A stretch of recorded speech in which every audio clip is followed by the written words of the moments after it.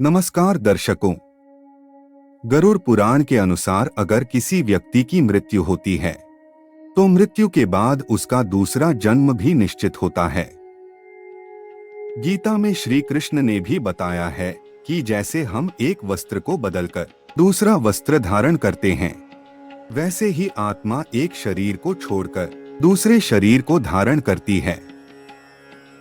लेकिन क्या आप जानते हैं कि मृत्यु के बाद आत्मा अगला जन्म लेती है या फिर भूत योनि प्राप्त करती है? आत्मा का अगला जन्म क्या होगा, ये कैसे तय होता है और आप कैसे इस मृत्यु और जन्म के चक्र से बाहर आ सकते हैं? अगर आप ये नहीं जानते तो हम इस प्रस्तुति में आपको बताएंगे, इसलिए वीडियो को अंत तक जरूर देखिए और चैनल को भी सब्सक्राइब कर लीजिए। दर्शकों, गरुड़ पुराण में बताया गया है कि जो भी मनुष्य इस पृथ्वी लोक में जन्म लेता है उसका पुनर्जन्म होना निश्चित होता है और मनुष्य अपने पिछले जन्म के कर्म भोगने के बाद ही मृत्यु को प्राप्त करता है। वर्तमान जीवन में उस मनुष्य के द्वारा किए गए कर्म ही बताते हैं कि 84 लाख योनियों में से किस योनि में उसका अगला जन्म होने वाला है। गरुड़ पुराण के अनुसार जब तक शिशु माता के गर्भ में 9 महीनों तक रहता है तो वो हर समय ईश्वर से यही प्रार्थना करता है कि मुझे यहाँ से बाहर निकालोगे तो मैं जीवन भर आपका नाम जपता रहूंगा। लेकिन जन्म के बाद वो संसार की मोह माया में फंसकर ये सब भूल जाता है और भौतिक जीवन जीने लगता है।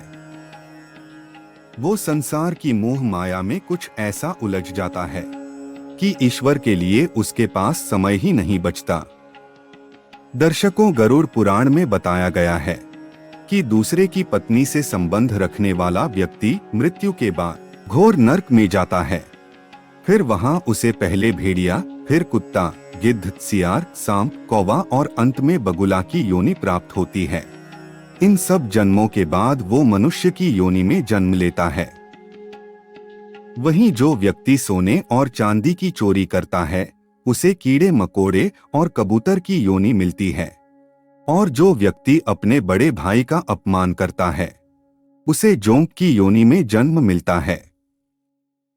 दर्शकों, गरुड़ पुराण में ये भी बताया गया है जो व्यक्ति अपने पितृ और देवी देवताओं को संतुष्ट किए बिना ही अपने प्राण त्याग देता है उसे 100 वर्षों तक कौवे की योनि में जन्म लेना पड़ता है, उसके बाद मुर्गे की योनि में और फिर 1 महीने के लिए सांप की योनि में जीना होता है। अंत में वह मनुष्य योनि में जन्म लेता है। गरुड़ पुराण में ये भी बताया गया है कि मनुष्य का अगला जन्म उसके चाहत और सोचने पर भी निर्भर करता है। मान लीजिए आप हर वक्त किसी ना किसी पर गुस्सा ही करते रहते हैं तो हो सकता है आपका अगला जन्म सांड के रूप में हो। इसके बाद गरुड़ पुराण में भूत योनि के बारे में भी विस्तार से बताया गया है। गरुड़ पुराण के प्रेत कल्प के अनुसार भगवान विष्णु पक्षी राज गरुड़ को ये बताते हैं कि जो मनुष्य अपने पुरखों की संपत्ति को नष्ट कर देता है या फिर गलती से किसी और की जमीन को हड़प लेता है वो लोग निश्चित तौर से प्रेत योनि में जन्म लेते हैं। और जो लोग अपनी जिंदगी से परेशान होकर आत्महत्या कर लेते हैं या फिर जिनकी अकाल मृत्यु हो जाती है वो लोग प्रेत योनि में ही भटकते रहते हैं। तो अगर दर्शकों आप भी मनुष्य योनि में जन्म लेना चाहते हैं या फिर मृत्यु जन्म के इस चक्र से बाहर आना चाहते हैं तो अपने जीवन में अच्छे काम करें और धार्मिक आदतों को अपनाएं ताकि ईश्वर आपको स्वीकार कर सके और आप भी इस मृत्यु और जन्म के चक्र से मुक्त हो सके। आपको ये जानकारी पसंद आई हो तो वीडियो लाइक, शेयर और चैनल को सब्सक्राइब जरूर करें।